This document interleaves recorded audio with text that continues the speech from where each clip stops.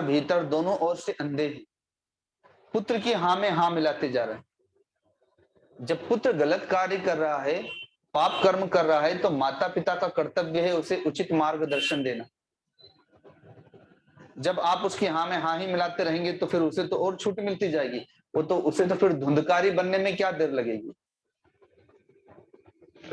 और बाद में धुंधकारी माता पिता को कष्ट देता है। फिर पुत्र अगर सुपुत्र होता है तो सुख माता पिता को मिलता है, और पुत्र यदि कुपुत्र होता है तो दुख माता पिता को मिलता है, क्योंकि फल तो माता पिता को ही प्राप्त होगा।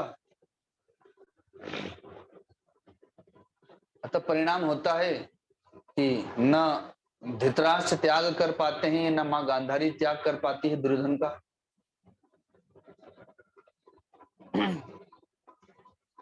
युद्ध के मैदान में जब दुर्योधन अपनी सेना को लेकर के जाने लगता है तो मां गांधारी से आशीर्वाद लेने आया विजय के लिए।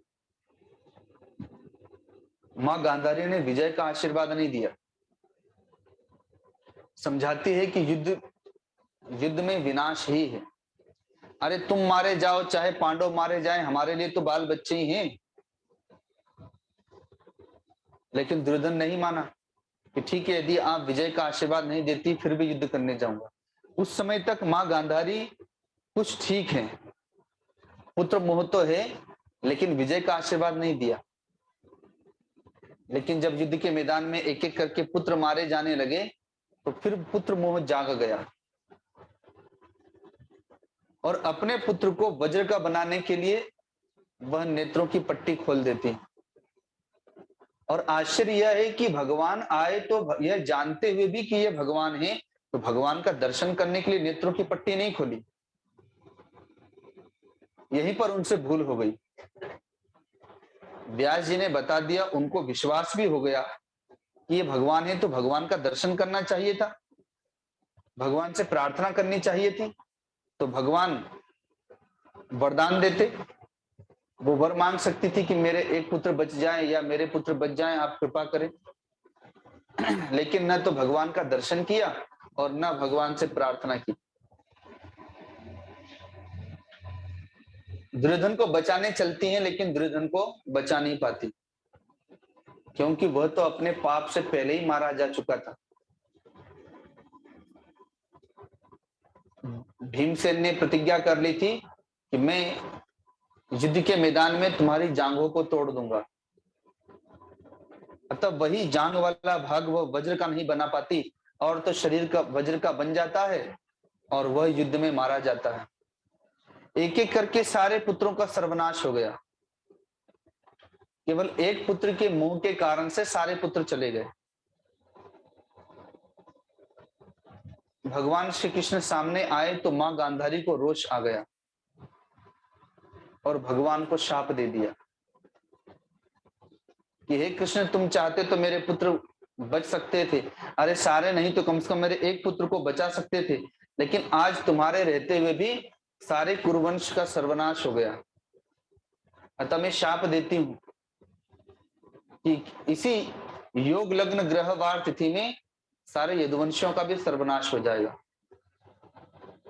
आपस में ही लड़ मरेंगे, जैसे आज ये सारे भाई बांधव आपस में ही लड़ मरे। भगवान ने स्वीकार कर लिया, भगवान मुस्कुराते रहे।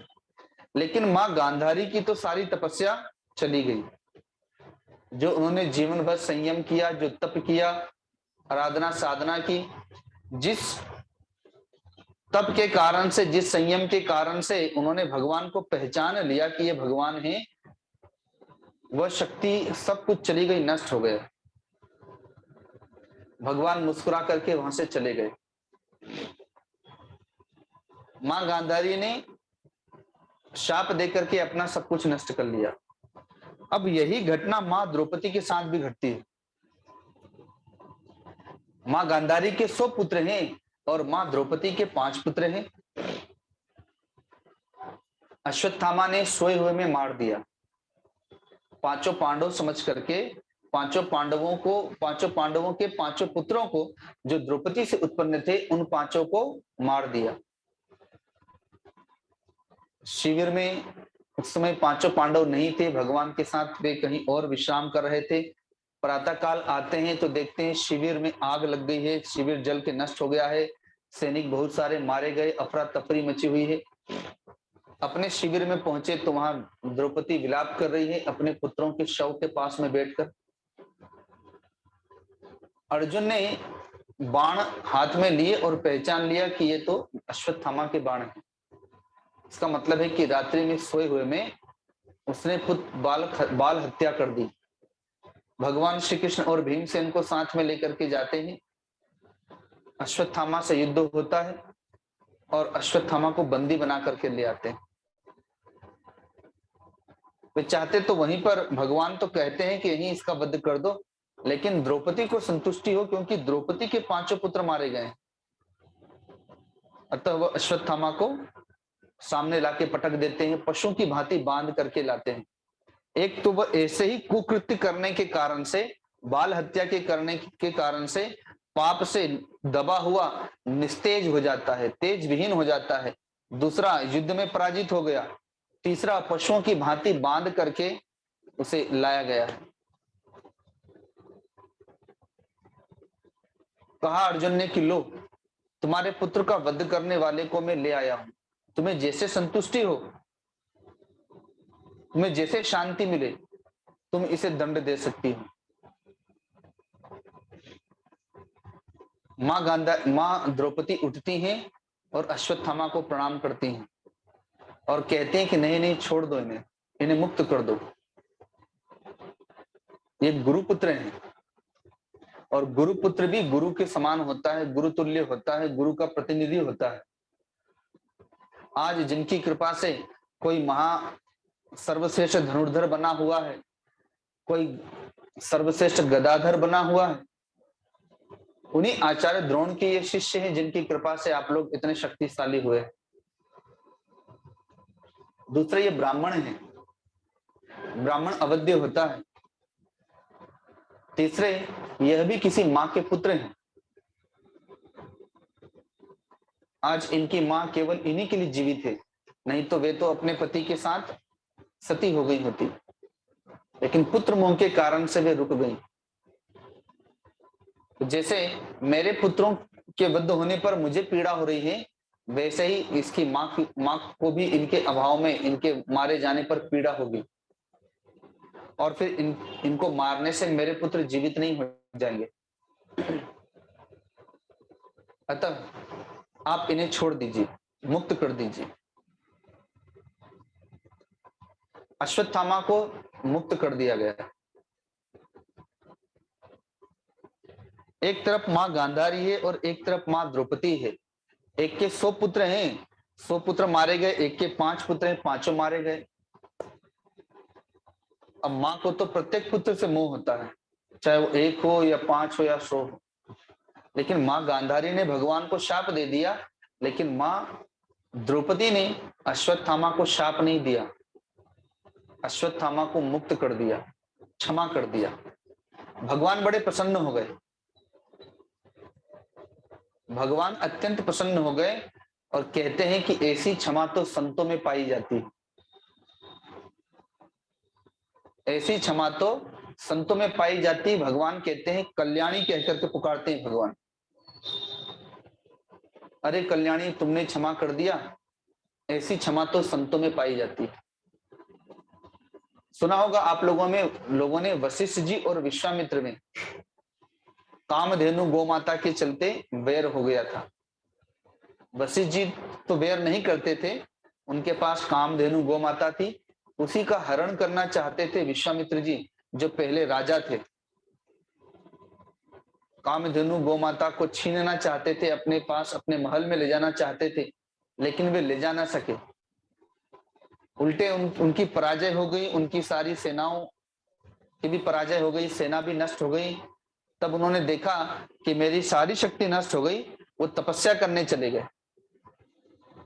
तपस्या करके बहुत सारे अस्त्र शस्त्र प्राप्त किए, पुनः युद्ध करने आए, लेकिन युद्ध में पुनः पराजय हो गई। ऐसे ही 2-3 बार पराजय हुई। तब उन्होंने सोचा कि इससे तो अच्छा है कि फिर मैं तपस्या करके ब्राह्मणत्व को प्राप्त कर लो। छात्र बल से श्रेष्ठ है ब्राह्म बल। तपस्या करते हैं ब्रह्मा जी को प्रसन्न करने के लिए। राजा जब तपस्या करता है तो राजर्षि कहलाता है। तपस्या से राजर्षि का पद प्राप्त किया, संतुष्टि नहीं हुई, पुनः तप किया। हजारों वर्षों तक तप करते हैं, तपस्या करते करते पुनः ब्रह्मा जी प्रकट हुए, महर्षि का पद प्रदान कर दिया। लेकिन उन्हें तो ब्रह्मर्षि का पद चाहिए था। पुनः तप करते हैं, ब्रह्मा जी प्रकट हुए। ब्रह्मा जी से इन्होंने कहा कि मैं ब्रह्मर्षि का पद प्राप्त करना चाहता हूं। कहा कि ब्रह्मर्षि का पद तो आपको तभी मिलेगा जब वशिष्ठ जी आपको ब्रह्मर्षि कह दे। और वशिष्ठ जी से तो उनका वैर है। वशिष्ठ जी के 100 पुत्रों का वध किया है विश्वामित्र जी ने। वशिष्ठ जी के 100 पुत्रों का वध, शाप दे दिया उनको क्रोध में आकर के, और कई बार आक्रमण भी किया है। तो वशिष्ठ जी क्यों ब्रह्मर्षि कहने जाएंगे? तो एक दिन विश्वामित्र जी ने सोचा कि क्यों ना रात में, दिन में तो युद्ध में मैं उन्हें पराजित नहीं कर पाता, तो चलो रात में ही सोए हुए में उनका वध कर देता हूं। जब वो रहेंगे ही नहीं तो फिर ब्रह्मा जी मुझे ब्रह्मर्षि कह देंगे, ब्रह्मर्षि का पद दे देंगे। आधी रात को फरसा लेकर के विश्वामित्र जी वशिष्ठ जी के आश्रम में गए उनको मारने के लिए।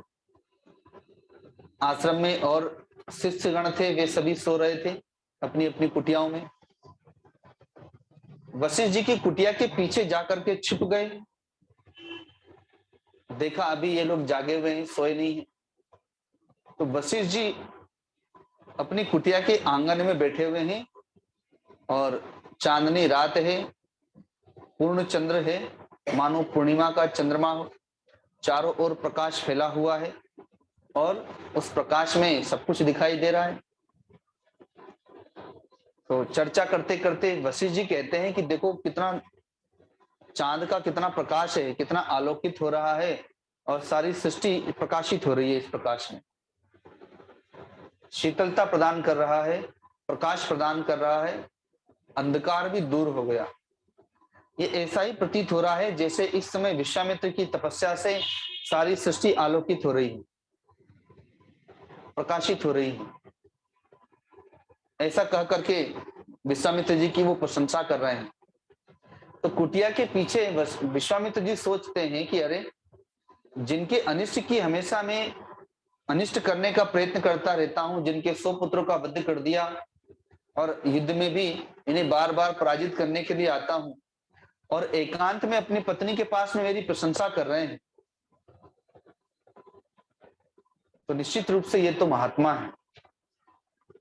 इतनी बड़ी क्षमा तो संत में ही हो सकती है, अन्यथा दुर्भावनाओं से भरे होते तो कहते कि मेरे पुत्रों का वध कर दिया, ऐसी तपस्या किस काम की कि मेरे लिए तो वो तपस्या विनाशकारी हुई कि मेरे पुत्र मारे गए, और बार बार मुझ पर आक्रमण करते हैं, मेरी कामधेनु गाय को छीनना चाहते हैं। लेकिन ऐसा ना कह करके मेरी प्रशंसा कर रहे हैं। तो विश्वामित्र जी का हृदय पिघल गया और उसी समय वे फरसा फेंक करके वशिष्ठ जी के चरणों में गिर पड़ते हैं, त्राहि माम रक्षा करें, रक्षा करें, क्षमा करें, क्षमा करें। वशिष्ठ जी ने देखा विश्वामित्र जी को तो उठाया, यह कहते हुए कि हे ब्रह्मर्षि उठो, और गले लगा लिया। और जैसे ही ब्रह्मर्षि कहा वैसे ही उन्हें ब्रह्मर्षि का पद प्राप्त हो गया। ठीक वैसे ही मां द्रौपदी के लिए भगवान कहते हैं कि तुमने क्षमा कर दिया, और ऐसी क्षमा तो संतों में पाई जाती है जो आज तुमने क्षमा किया। वहीं से प्रणाम कर लीजिए, वहीं से प्रणाम कर।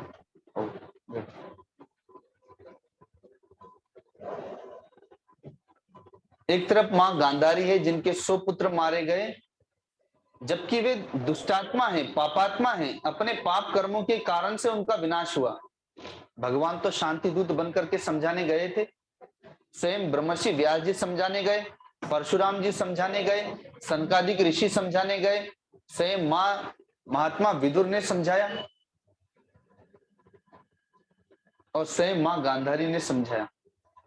लेकिन जब फिर भी नहीं माने तो फिर अब क्या, फिर तो काल के गाल में जाना ही है। लेकिन पांचों पांडवों के पुत्र तो दुष्टात्मा नहीं थे, पापात्मा नहीं थे, धर्मात्मा थे, वीर थे, और अभी तो बालक थे, और युद्ध में नहीं बल्कि सोए हुए में मार दिया। तो फिर भी तो, और अश्वत्थामा को बंदी बना करके भी लाके दे दिया, लेकिन फिर भी मां द्रौपदी ने क्षमा कर दिया, क्योंकि वो भगवान के लिए जीवन जीती है। मां गांधारी भगवान के लिए जीवन नहीं जीती, ये मान लेती है कि ये कृष्ण भगवान है, लेकिन जीवन तो अपने बच्चे के लिए जीती है। जो दुष्टात्मा है उन्हीं से मोह करती है, जीवन अपने पति के लिए जीती है, जो बाहर भीतर से अंधे हैं। मान लिया कि जान लिया कि भगवान है, लेकिन दर्शन भगवान का नहीं करती है, दर्शन तो अपने पापी पुत्र का ही करती है। लेकिन मां द्रौपदी ने ऐसा नहीं किया। जब जुआ खेला जा रहा है तो सब कुछ राजर्षि युधिष्ठिर ने दांव पर लगा दिया, सारी संपत्ति, सारा ऐश्वर्य, सारा राजपाट, यहां तक कि अपने भाइयों को भी, और अंत में द्रौपदी को भी दांव पर लगा दिया। तब दुर्योधन के कहने से दुशासन भरी सभा में घसीटते हुए बाल पकड़ करके खींचते हुए मां द्रौपदी को लेकर के आता है। तो उस समय मां द्रौपदी ने सबसे रक्षा के लिए गुहार की, आवाहन किया, लेकिन रक्षा करने तो कोई नहीं आया। राजा धृतराष्ट्र, पितामह भीष्म, आचार्य द्रोण, कुलगुरु कृपाचार्य और भी अन्य राजा महाराजा गण, राजकुमार गण बैठे हुए हैं, और फिर उसके स्वयं के पति वहां पर बैठे हुए हैं, लेकिन कोई भी रक्षा करने नहीं आता। तब अंत में वो भगवान को पुकारती, भगवान का आवाहन करती, जैसे अभी हम लोगों ने पद गाया, आओ नंद नंदना आओ मनमोहन। तो वैसे मानो वो आवाहन करती है कि हे द्वारिकाधीश, हे अंतर्यामी, आप जितना द्वारिका में विराजमान हैं सगुण रूप से, उतने ही आप निर्गुण रूप से सब और विराजमान हैं। जितना आप द्वारिका में हैं उतना ही आप हस्तिनापुर में भी हैं, और उतना ही आप सबके हृदय में भी विराजमान हैं। आज मैं अपना जीवन आपके चरणों में समर्पित करती हूँ, संन्यास लेती हूँ। यदि मेरी रक्षा आप करते हैं, मेरी लाज आप बचाते हैं, तो मैं अब अपना जीवन आपके लिए ही जीऊंगी। मैं मन से संन्यास ले लेती हूँ, और यदि रक्षा नहीं करते तो मैं आज ही अपने प्राण त्याग दूंगी, क्योंकि वह अजन्मा है। मां द्रौपदी किसी माता पिता के यहां से जन्म नहीं ली है, वो अग्नि कुंड से प्रकट हुई है। वो संकल्प करेंगी और उनके शरीर में अग्नि प्रकट हो जाएगी, वे अपने प्राण त्याग सकती हैं। वो शाप और वरदान भी दे सकती है, इतनी सामर्थ्य है उनमें, लेकिन वो शाप वरदान नहीं देती। उस समय दुर्योधन और दुशासन को शाप नहीं देती, और न ही अपने शरीर में अग्नि प्रकट कर रही हैं। उनको भगवान पर विश्वास है, वो भगवान का आवाहन करती हैं, और दिव्य चमत्कार होता है कि भगवान वस्त्र बन करके प्रकट हो गए, और सब देखते रह गए कि ये क्या चमत्कार है। दुशासन जो बहुत बलवान है, वह भी वस्त्र खींचते खींचते थक गया, लेकिन वस्त्र समाप्त नहीं हुआ, और सारी सभा में आश्चर्य है, सब स्तंभ हो गए, स्तंभित हो गए कि यह क्या आश्चर्य है। किसी का साहस नहीं हो रहा है कुछ कहने करने का। भयभीत हो गए राजा धृतराष्ट्र, पता चला तो भयभीत हो गई मां गांधारी कि सभा में ऐसा आश्चर्य हुआ है, तो कहीं बेटी द्रौपदी शाप देकर के कुरुवंशों का सर्वनाश न कर दे। इसलिए राजा धृतराष्ट्र के पास सूचना पहुंचाती है। तब धृतराष्ट्र वर मांगने के लिए कहते हैं कि मांगो, क्या वर मांगती, लेकिन मेरे पुत्रों को क्षमा कर दो। उसी समय से मां द्रौपदी ने जब प्रतिज्ञा की थी, यदि मेरी लाज बचती है, मेरी रक्षा होती है, तो मैं आपके लिए जीवन जीऊंगी, उसी समय से वो भगवान के लिए ही जीवन जीती रहती हैं, अपने पतियों के साथ में रहती हैं, अपने बाल बच्चों के साथ में ही, क्योंकि वो सन्यास तो ले नहीं सकती, वन में जा नहीं सकती, इसलिए रहती हैं सन्यासिनी के समान, घर में भी सन्यासी होकर के जीवन जीती। और इसका ये प्रमाण है कि जब पांचों पुत्र मारे गए तो अश्वत्थामा को क्षमा कर दिया। माँ गांधारी के समान नहीं है, जो जानते हुए भी कि ये भगवान है तो भी अपने बाल बच्चों के लिए, अपने पति के लिए जीवन जीती है। जो पापात्मा है ऐसे लोगों के लिए जीवन जीती है और अंत में दुखी होकर भगवान को शाप दे देती है। लेकिन माँ द्रौपदी भगवान के लिए जीवन जीती है, सेवा करती हैं बाल बच्चों की, पति की, लेकिन जीवन जीती भगवान के लिए। इसीलिए अंत समय में जब पुत्र मारे गए तो भगवान के लिए क्षमा कर दिया।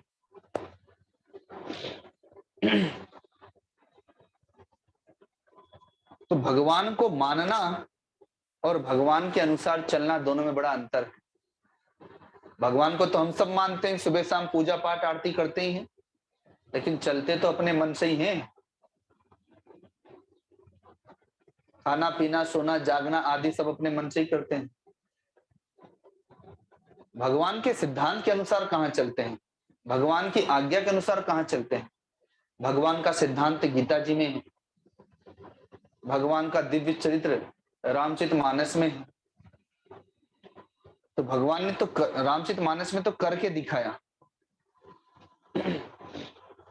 कोई माँ कौशल्या की जगह पर है तो कोई माँ सुमित्रा की जगह पर है, कोई भगवती सीता उर्मिला मांडवी श्रुतकीर्ति की जगह पर है बहुएं, पर उनके अनुसार कहाँ चलते हैं।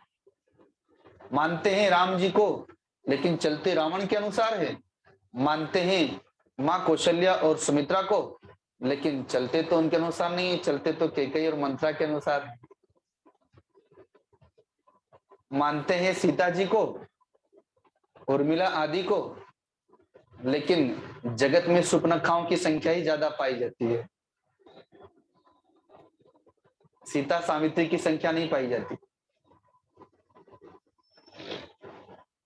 तो इसलिए भगवान ग्रंथों में, सदग्रंथों में सजग करते हैं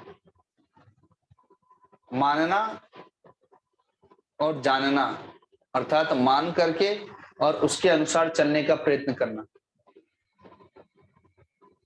अब मां कुंती हैं जो भगवान के लिए जीवन जीती हैं, अपने पुत्रों को भी भगवान के चरण में समर्पित कर देती हैं। जब भगवान ने भगवती उत्तरा शरण में आती हैं अश्वत्थामा के ब्रह्मास्त्र से भयभीत होकर, उस समय वे गर्भवती हैं। शरण में आई तो भगवान ने अश्वत्थामा के उस ब्रह्मास्त्र को नष्ट कर दिया और गर्भ के बालक को पुनः जीवन दान प्रदान किया। अर्थात महाराज परीक्षित जो मां के गर्भ में ही है अभी, उनकी रक्षा भगवान करते हैं। जब रक्षा की भगवान ने तो मां कुंती हाथ जोड़कर भगवान की शरण में आती है, भगवान को प्रणाम करने लगती है सबके सामने, जबकि वे बुआ हैं भगवान की और प्रतिदिन भगवान उनको प्रणाम करते हैं, भगवान श्री कृष्ण। तो जब मां कुंती प्रणाम करने लगती हैं तो भगवान पीछे हटने लगते हैं, कहते हैं अरे बुआ जी ये क्या कर रही हैं आप, ये उल्टी गंगा क्यों बहा रही हैं आप, तो मेरी बुआ है, मैं आपको रोज प्रणाम करता हूं, आज आप मुझे प्रणाम कर रही हैं। भगवान कहते हैं, मां कुंती कहती हैं कि आज मैं आपकी बुआ कुंती नहीं हूं और आप मेरे भतीजे कृष्ण नहीं हैं, आज आप साक्षात नारायण हैं और मैं आपकी भक्त हूं। एक भक्त अपने भगवान को प्रणाम कर रही। मैंने संतों से सुना है कि आप साक्षात नारायण हैं, मानती भी हूं, आपको अपना इष्ट मानती हूं, आपकी पूजा आराधना करती हूं, मैंने अपना जीवन अपने बाल बच्चों को आपके चरणों में समर्पित किया है, लेकिन आपकी ऐसी माया है कि जब आप सामने आ जाते हैं तो फिर मैं आपको अपना भतीजा ही मानती हूँ और व्यवहार वैसा हो जाता है। लेकिन आज आपकी माया मेरा कुछ नहीं बिगाड़ सकती, आज मैं आपको भगवान के रूप में ही प्रणाम कर रही हूं। और जगत में मां देवकी आपको जन्म देने के कारण से परम सौभाग्यशालिनी है कि साक्षात नारायण जिनके गर्भ में आए, साक्षात नारायण जिनके गर्भ से प्रकट हुए, जो भगवान की मां है, तो इसलिए जगत में परम सौभाग्यशालिनी। लेकिन फिर भी मैं अपने आप को आपकी माँ से भी विशेष सौभाग्यशालिनी समझती हूँ, क्योंकि आप जैसे पुत्र को प्राप्त करके भी आपकी माँ को पता नहीं कितने वर्षों तक जेल में रहना पड़ा, कारागार में। आप जैसे पुत्र के होते हुए भी आपकी माँ को अपने 6 पुत्रों को काल के गाल में जाते हुए देखना पड़ा, और आपकी माँ को आपका बाल्यावस्था का सुख प्राप्त नहीं हुआ 12 वर्ष तक। लेकिन मेरे 5 पुत्र, जब जब कष्ट आया वन में, तब तब मैंने आपको पुकारा, आपने रक्षा की। लाक्षागृह में जलाना चाहा, उसमें आपने मेरे और मेरे पुत्रों की रक्षा की। भरी सभा में जब जुए में सब हार गए, पुत्र वधु का चिरहरण करने लगे, आपने रक्षा की। युद्ध के मैदान में बड़े बड़े दिव्यास्त्रों से तथा पितामह भीष्म, आचार्य द्रोण आदि से आपने मेरे पुत्रों की रक्षा की। और अभी अभी अश्वत्थामा के ब्रह्मास्त्र से अभिमन्यु के बीच की आपने रक्षा की। तो मेरे तो 5 पुत्र, लेकिन पांचों का बाल भी बांका नहीं हुआ, और आपके मां के तो सारे पुत्र मारे गए। इसलिए मैं अपने आप को परम सौभाग्यशालिनी समझती हूँ। तो भगवान ने कहा कि जब आपने मुझे पहचान लिया तो मांगो क्या वरदान मांगती। तो भगवान ने मां गांधारी को तो नहीं कहा कि मांगो क्या वरदान मांगती। मां गांधारी ने भी तो पहचान ही लिया था भगवान को। तो भगवान को पहचानना और जीवन जीना बाल बच्चों के लिए, भगवान को पहचानना और अपना जीवन समर्पित कर देना बाल बच्चों के लिए, वह भी उन बाल बच्चों के लिए जो धुंधकारी के समान है, जो रावण के समान है। और परिणाम हुआ कि भगवान को ही शाप दे दिया। कहां तो भगवान से वर मिलना चाहिए था, क्योंकि तपस्या में जीवन जिया है, संयम के साथ जीवन जिया, लेकिन वर प्राप्त होना तो दूर, शाप दे दिया। आदि शक्ति शाप देने में चली गई, और आदि शक्ति दुर्योधन को वज्र का बनाने में चली गई। लेकिन मां कुंती ने भी तपोमय जीवन जिया है, और भगवान के अनुसार भगवान के लिए जीवन जिया। अतः भगवान ने कहा जब मुझे पहचान लिया तो मांगिए क्या वरदान मांगती है। तो कहती हैं, यदि हे कृष्ण मुझ पर आप प्रसन्न हैं तो फिर मैं आपसे दुख मांगती हूँ, आपत्ति विपत्ति मांगती हूँ। तो भगवान ने कहा कि ऐसा वरदान तो आज तक किसी ने नहीं मांगा। कोई दुख मांगता है क्या? सब माताएं तपस्या करती हैं, कोई करवा चौथ का व्रत करती है, कोई छठ का व्रत करती है, कोई अन्य व्रत करती है। अपने लिए नहीं करती हैं, अपने पति और अपने बाल बच्चों के लिए। किस लिए? कि ये घर में सुख शांति बनी रहे। कोई व्रत करती है क्या कि मेरे घर में दुख बना रहे? लेकिन मां कुंती कहती है कि मुझे दुख दीजिए, आपत्ति विपत्ति दीजिए। इसलिए कि जब जब आपदा विपदा आई, जब जब दुख आए, कष्ट आए, मैंने आपको पुकारा और आप दौड़े चले आए, आपने रक्षा की। उस समय मेरा विश्वास और दृढ़ होता चला गया आपके चरणों में। जब कठिन समय आता है और उस समय भगवान को कोई पुकारे और रक्षा हो जाए, तो फिर हमारा विश्वास भगवान के प्रति और बढ़ जाता है। तो हर मुसीबत के समय में आप आए, या आपने अप्रत्यक्ष रूप से रक्षा की, हमारा सहयोग किया, और उसी बहाने आपके दर्शन हुए। और आपका दर्शन ही मुक्ति का दरवाजा है। सुना होगा कि दुर्योधन के कहने से दुर्वासा जी अपने कई हजार शिष्यों को लेकर के वन में पांचों पांडवों के पास चले गए, और वहां जाके कह दिया कि हमें भोजन कराओ। और ऐसे समय गए जब द्रौपदी का जो अक्षय पात्र था, उस अक्षय पात्र से सबको खिला के उसने खाकर और उसे धो करके रख दिया था। उस अक्षय पात्र का नियम था कि द्रौपदी जब तक नहीं खाएगी तब तक उसमें से जितना निकालो निकलते ही रहेगा, वो समाप्त नहीं होगा। अंत में द्रौपदी खाती है। तब जाकर के अब वो समाप्त हो जाता है। और उसके बाद ही पहुंचे हैं दुर्वासा जी, और अकेले नहीं, बहुत सारे शिष्यों को लेकर। अकेले होते तो चलो थोड़ा सा बना के अलग से खिला देती, पर बहुत सारे शिष्य हैं तो अब इतना तो बर्तन भी नहीं है उनके पास में। तो सब चिंता करने लगे क्या होगा क्या होगा। तब मां द्रौपदी ने भगवान को पुकारा। इधर दुर्वासा जी स्नान करने के लिए गए हैं अपने शिष्यों के साथ में, और उधर भगवान पहुंच गए द्वारिका से वन में। सोचा भी नहीं था कि भगवान वन में आएंगे, और वो भी प्रार्थना करते ही तुरंत पहुंच जाएंगे। और पहुंचते ही भगवान कहते हैं कि बाद बाद में करेंगे, पहले भूख लगी है, कुछ खाने को दे। तो द्रौपदी जी कहती हैं कि लो, अभी तो हमने इसी से तो हम परेशान हैं कि वो तो अभी गए हैं संत महात्मा इतने सारे, उनके लिए भोजन बनाना है, ये भी आए तो भूखे ही आए। तो कहती हैं कि केशव, खाने को कुछ भी नहीं है यहाँ पर,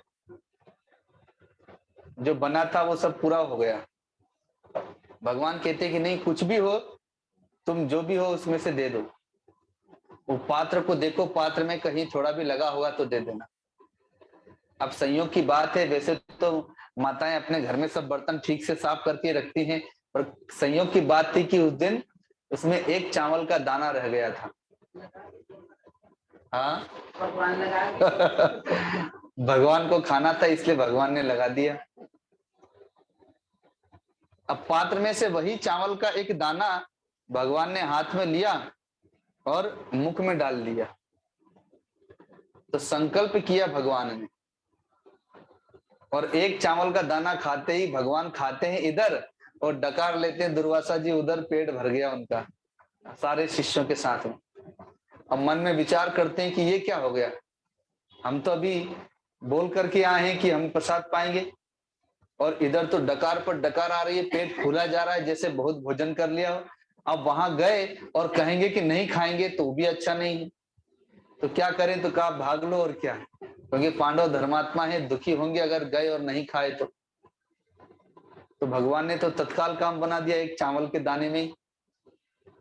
तो ऐसी जब जब भी आपदा विपदा आती है तो भगवान ने स्वयं जाकर के कष्ट का हरण किया है पांचों पांडवों का। इसलिए मां कुंती कहती है कि जब जब कष्ट आया हमने आपको पुकारा, आप दौड़े चले आए, यह अप्रत्यक्ष रूप से आपने रक्षा की, और आपका वह दर्शन ही हम भक्तों का मुक्ति का द्वार है। तब दर्शनात् मुक्ति, भगवान के दर्शन मात्र से मुक्ति होती है। भगवान स्वयं कहते भी हैं, मम दर्शन फल परम अनुपा, जीव पाव निज सहज स्वरूपा। कि भगवान के दर्शन करने मात्र से ही जीव को सहज स्वरूप की प्राप्ति हो जाती है। हम मंदिर में जाते हैं तो भगवान की मूर्तियों का या तस्वीर का, छवि का दर्शन करते हैं तो हमें सुख मिलता है, शांति मिलती है, आनंद प्राप्त होता है। अब साक्षात भगवान के दर्शन हो जाए तो वैसे ही मां कुंती कहती हैं कि आप तो साक्षात हमारे सामने आ जाते हैं, तो आपका दर्शन करके तो हम भाव विभोर हो जाते हैं, मन की आसक्ति दूर हो जाती है, दुख शोक संताप सब दूर हो जाता है, चित्त निर्मल होता है, भाव विभोर हो जाता है। इसलिए मुझे तो केवल दुख ही दीजिए। तब भगवान ने वरदान दिया। अब भगवान दुख थोड़ी देंगे, कोई माता पिता से बच्चा कहे कि हमें दुख दीजिए दुख दिए, तो क्या भगवान माता पिता क्या दुख दे देंगे? मां कुंती का भाव है। दूसरा वर मानती हैं कि मेरी जो आसक्ति मोह ममता अपने बाल बच्चों में है, परिवार में है, वह आसक्ति मोह ममता आपके चरणों में हो जाए। क्योंकि अब ये निश्चिंत हो गया कि मेरे बाल बच्चों की चिंता आप करते हैं, जब जब कष्ट आया आप रक्षा करते हैं, तो मैं अब निश्चिंत हो गई कि अब आपका हाथ इन सबके सिर पर है। तो मेरी जो मोह ममता है, इन लोगों के प्रति आसक्ति है, वो आपके चरणों में हो जाए। तो भगवान ने वरदान दे दिया मां कुंती को, और कहते हैं भगवान तो जाने वाले थे द्वारिका, भगवान कहते हैं अभी कुछ दिन और हम यहीं पे रुकेंगे, बाद में जाएंगे। तो जगत में ऐसे भी भक्त होते हैं। साधु संत तो दुख को स्वीकार करते हैं, सुख को त्याग करते हैं। अज्ञानी जो होते हैं वो दुख को दूर करना चाहते हैं और सुख प्राप्त करना चाहते हैं, सारा जीवन इसी में बीतता है उनका। लेकिन चाहने से तो सुख आता नहीं है, आप कितना भी प्रयत्न कर लीजिए, और चाहने पर दुख जाता भी नहीं है। किसी को बुखार हो गया, वो कहे कि आज ही चला जाए तो चला जाएगा क्या? या कोई कष्ट आ गया, कोई समस्या आ गई तो चाहने से चली जाएगी? तो चाहने से सुख आता नहीं और चाहने से दुख जाता नहीं, क्योंकि वो अपने कर्मों का फल है। पूर्व जन्म में जो कर्म किए उसका फल आपको सुख मिला, पर आप चाहें तो सुख का त्याग कर सकते हैं। आप चाहें कि सुख ना आए तो ऐसा नहीं होगा, सुख तो आएगा, जो आपके कर्मों का फल होगा वो सुख बन करके आएगा। पर आप सुख को त्याग सकते हैं, पर दुख को त्याग नहीं सकते, और आपके चाहने से वो जाएगा भी नहीं, वो आपके पाप कर्मों का फल है। तो सुख को त्याग कर और दुख को भोग कर जब कोई भजन करते हुए जीवन जीता है, तो दुख से जैसे सोने को जितना तपाया जाता है वो निखरता है, वैसे ही दुख भक्ति की कसौटी है, भक्ति की। उसका चित्त उतना ही निर्मल होता जाता है जब वो दुख भोगते हुए भजन करता है तो। और संतगण तथा गृहस्थ आश्रम में जो भक्तगण हैं, वे तो आने वाले सुख को त्याग करते हैं और स्वयं से ही सुख को स्वीकार करते हैं। इसी कारण से, क्योंकि प्रतिकूलता में ही अध्यात्म छिपा हुआ है। प्रतिकूलता में ही भजन करने पर चित्त की जल्दी शुद्धि होती है। अनुकूलता में हम भजन करते हैं तो वो तो अनुकूलता का भजन है। परिवार में सब अनुकूल हैं, आपको भजन करने की छूट है, आप बढ़िया एसी लगा करके बैठिए, आधा घंटा 1 घंटा, ना मक्खी है ना मच्छर है ना गर्मी है, समय से भोजन प्रसाद बहू ला करके दे देगी, आपने माला जप कर ली, 1 घंटा आपको संतुष्टि हो गई। लेकिन वो तो अनुकूलता का भजन है। जब प्रतिकूलता है घर में और उस प्रतिकूलता में भी आप भजन करते हैं, वो आपका भजन है और उसी से जल्दी चित्त शुद्ध होती है। जैसे बुआ जी ने प्रतिकूलताओं में भजन किया, गुरुजी आ जाते थे तो सब कहते थे बुआ जी थारा गुरुजी आ गए, तो बुआ जी को बोलना पड़ता था चुप चुप, किसी को पता ना चल जाए कहीं, नहीं तो भजन नहीं होगा, सब परेशान करेंगे। तो परिवार में ये बात थी कि भाइयों ने सहयोग किया, माने मौन थे वे लोग, सहयोग तो क्या किया, मौन थे। सहयोग करने का मतलब होता कि वे लोग भी आते, गुरुजी का स्वागत सत्कार करते, लेकिन इतना नहीं किया, पर विरोध नहीं किया, उदासीन रहे। लेकिन अपने अकेले भजन में लगना और दूर दूर तक संतों के पास जाना और प्रसाद ले करके जाना और पीछे कोई सहयोग नहीं, तो इसे प्रतिकूलता का भजन कहते हैं। और प्रतिकूलता में किया गया भजन ही ठोस भजन होता है, जो आगे तक जाता है। अनुकूलता का भजन तो जब तक अनुकूलता है तब तक भजन होता है, जब प्रतिकूलता आती है तो भजन छूट जाता है।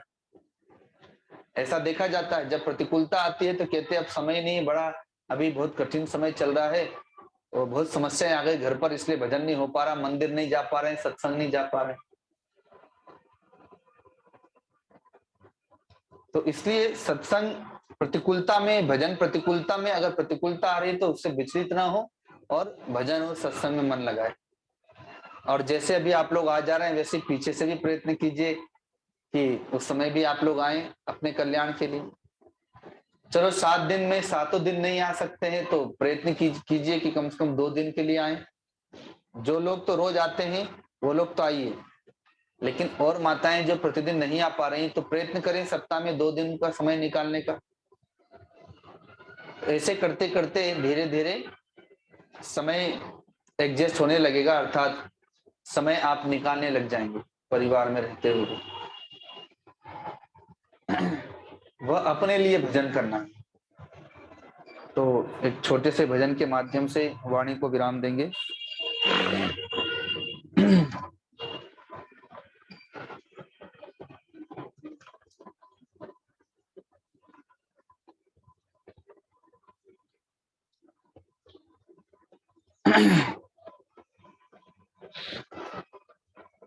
मधुवन की लताओं में घनश्याम तुम्हें देखूं, मधुवन की लताओं में घनश्याम तुम्हें देखूं, घन घोर घटाओं में घनश्याम तुम्हें देखूं, घन घोर घटाओं में घनश्याम। तिरछे हो खड़े नटवर, तिरछा हो मुकुट सिर पर, तिरछे हो खड़े नटवर, तिरछा हो मुकुट सिर पर, अधरों पे मुरली हो, घनश्याम तुम्हें देखूं, मधुवन की लताओं में घनश्याम तुम्हें देखूं, जमुना का किनारा हो और चंचल धारा हो, जमुना का किनारा हो और चंचल धारा हो, गौओं को चराते हुए घनश्याम तुम्हें देखूं, मधुवन की लताओं में घनश्याम तुम्हें। गोपियन की टोली हो संग राधा गौरी हो, गोपियन की टोली हो संग राधा गौरी हो, महारास रचाते हुए घनश्याम तुम्हें देखूं, मधुवन की लताओं में घनश्याम तुम्हें। जगने की अवस्था में सन्मुख ही रहो मेरे, जगने की अवस्था में सन्मुख ही रहो मेरे, सो तो सपनों में घनश्याम तुम्हें देखूं, सो तो सपनों में घन।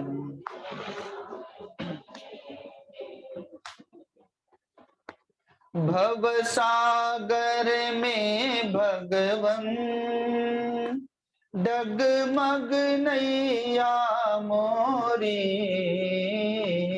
भव सागर में भगवन डगमग नैया मोरी, पतवार लिए कर में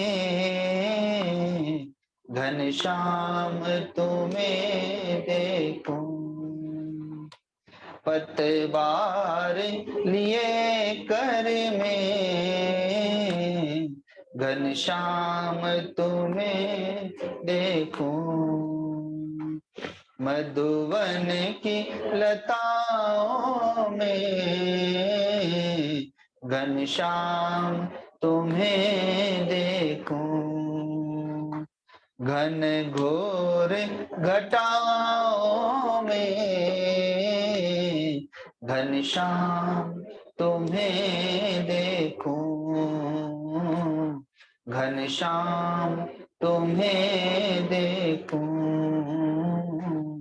घनश्याम तुम्हें देखूं। बोलिए सदगुरुदेव भगवान की, परम गुरुदेव महाराज की, श्री सत्य सनातन धर्म की, गौ माता की, श्री गंगा मैया की, सब संतों की, सब भक्तों की। ओम नमः पार्वती पते हर हर महादेव।